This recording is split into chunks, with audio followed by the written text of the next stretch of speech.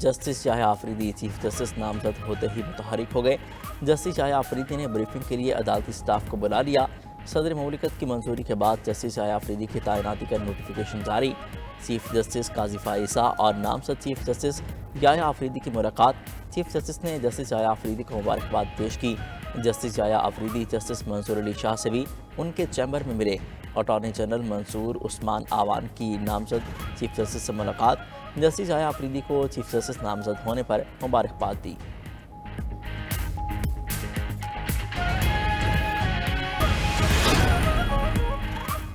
बार councils का justice Yahya Afridi को chief justice बनाने के फैसले का खैर मकदम। सिंध बार काउंसिल ने अमी में कहा कि जस्टिस याह्या आफरीदी की बतौर चीफ जस्टिस नामजदगी अदलिया और अवाम के लिए सूदमंद होगी। जस्टिस याह्या आफरीदी उम्दा शख्सियत के मालिक और दानिशमंद इंसान हैं। खैबर पख्तूनख्वा बार काउंसिल ने कहा कि जस्टिस याह्या गैर मुतनाज़, गैर सियासी और गैर जानिबदार शख्सियत हैं। खैबर पख्तूनख्वा से चीफ जस्टिस की तैनाती हसन इक़दाम है। पंजाब बार काउंसिल का कहना है कि नए चीफ जस्टिस बार और बेंच के दरमियान हम आहंगी के लिए आला मिसाल कायम करेंगे। सुप्रीम कोर्ट बार एसोसिएशन की सदर शहजाद शौकत ने कहा कि जस्टिस याह्या की तकर्री को मुस्बत तरीके से देखना चाहिए।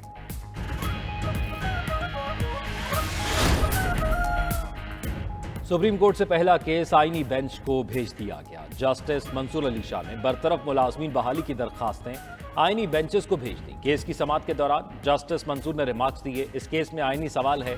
26वीं आईनी तरमीम में कहा गया आईनी केसेस आईनी बेंचेस सुनेंगे, इसलिए आला बेंचेस बनेंगे, वही तयन करेंगे। जस्टिस आयशा मलिक ने कहा यह केस अहम आईनी बेंच ही सुनेगा। जस्टिस मंसूर अली शाह आज उम्रे पर रवाना होंगे। चीफ जस्टिस काजी फाइज ईसा के फुल कोर्ट रेफरेंस में शरीक नहीं होंगे। चीफ जस्टिस काजी फाइज ईसा आज मुकदमात की समाअत करेंगे।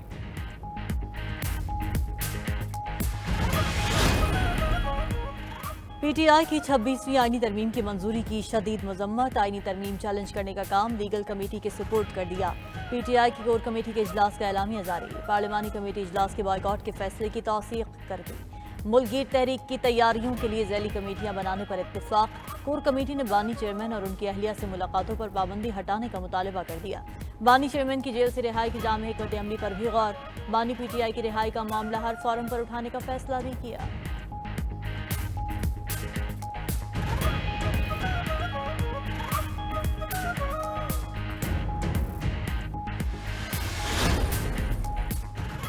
अदालत से जमानत मंजूर, रिहाई फिर भी दूर। जमानत मिलने के बावजूद बुशरा बीबी को रिहाई न मिल सकी। तोशाखाना 2 केस में इस्लामाबाद हाई कोर्ट ने बुशरा बीबी को रिहा करने का हुक्म दिया। जमानती मचलके जमा कराने के बावजूद साबिक खातून अव्वल की रिहाई की रोककार अडयाला जेल न पहुंच सकी। मुतल्लका जज के दस्तखत के बाद आज रिहाई की रोककार जारी होने का इम्कान है। दौरान समाअत जस्टिस मियां गुल हसन औरंगजेब ने पूछा, बुशरा बीबी ने तहफ़ जमा नहीं कराए तो बानी पीटीआई को मुलजिम क्यों बनाया गया? FIA प्रोसिक्यूटर ने कहा पब्लिक ऑफिस होल्डर बानी पीटीआई थे। जस्टिस मियां गुल हसन औरंगजेब ने कहा यह तो काजी फाइज ईसा की तरह का केस है। उस केस में भी शौहर को बीवी का जिम्मेदार ठहराया गया था। उधर तोशाखाना 2 केस में बानी पीटीआई और बुशरा बीबी के खिलाफ फर्द जुर्म की कार्रवाई एक बार फिर मौखर। स्पेशल जज इस्लामाबाद ने समाअत 26 अक्टूबर तक मुलतवी कर दी।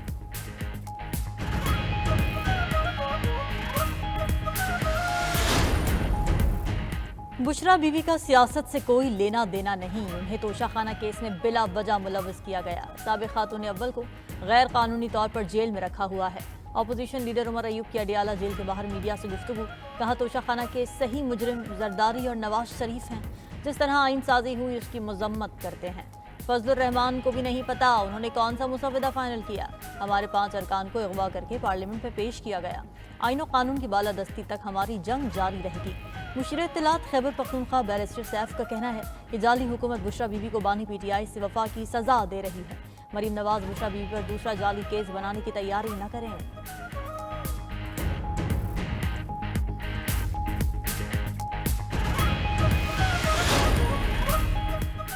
पार्लियामेंट का ये काम नहीं वो चीफ जस्टिस की तैनाती करे। जिस तरह आइन पर डाका मारा गया ये काबिल मजम्मत है। सेनेटर हामिद खान की लाहौर में मीडिया से गुफ्तगू। कहा यूसुफ रजा गिलानी और नवाज शरीफ को निकालने का बदला अदलिया से लिया जा रहा है। मौजूदा पार्लियामेंट को पार्लियामेंट कहना भी नामुनासिब है। जिस तरह वोटिंग हुई सब अवाम के सामने है। तीसरे नंबर पर मौजूद तैनाती का मकसद अदलिया की तकसीम है।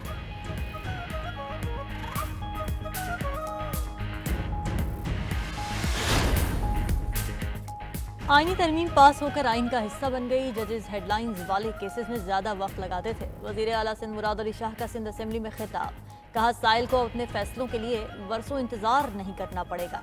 विफाक के बाद सूबों में भी आईनी बेंचेस बनेंगे। तरमीम का फाइनल ड्राफ्ट वही है जो बिलावल भुट्टो जरदारी ने बनाया। ये तरमीम भी 73 के आइन जितनी ही अहम है। आईनी तरमीम सूबों के दरमियान मसावात को यकीनी बनाएगी। एक शख्स जो किसी असेंबली का मेंबर नहीं, उसे आईनी तरमीम पसंद नहीं, रिकॉर्ड पर मौजूद है, वो शख्स इंसाफ पर यकीन नहीं रखता।